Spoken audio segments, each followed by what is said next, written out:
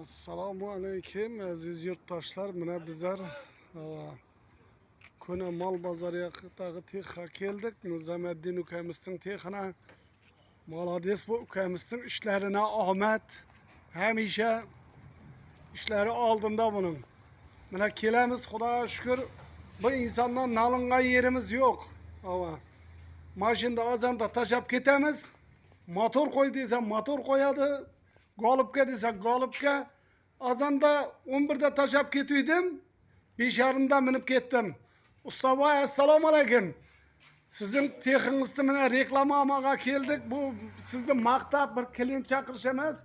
İşinizden men rozi bo'lganim uchun mana Xudo xolasa Instagram sahifama qo'yacakman. Mana akamiz ham kelib turibdi. Qana usta boy, bu ish bilan necha yildan beri shug'ullanasiz? Ay молодец. Buna şagirdlermen. Eğer maşininiz bızılıp kalsa ana şu yerge köne bazar ayakta, köne mal bazar ayaktaki Nizomiddin ukamizga kelip müracaat etin. Xudo kalasa köyünüzdekinde etip çıkarıp beradi.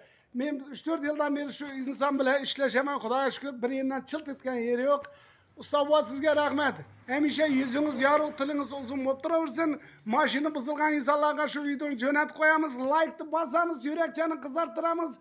Yaxshi ko'rgan insonlaringizga shu videoni yuborib qo'yamiz. Rahmat, e'tiborlaringiz uchun sizlarni kutib qolamiz. Hamisha sog' salomat bo'linglar. Usta va sizga yana bir marta rahmat. Shunday shogirdlar tayyorlab o'tirgan ekansiz. Xudoyim bular ham sizdan yaxshi inson bo'lib chiqib, oldida yursin. Gullarning oldi ustalari bo'lsin.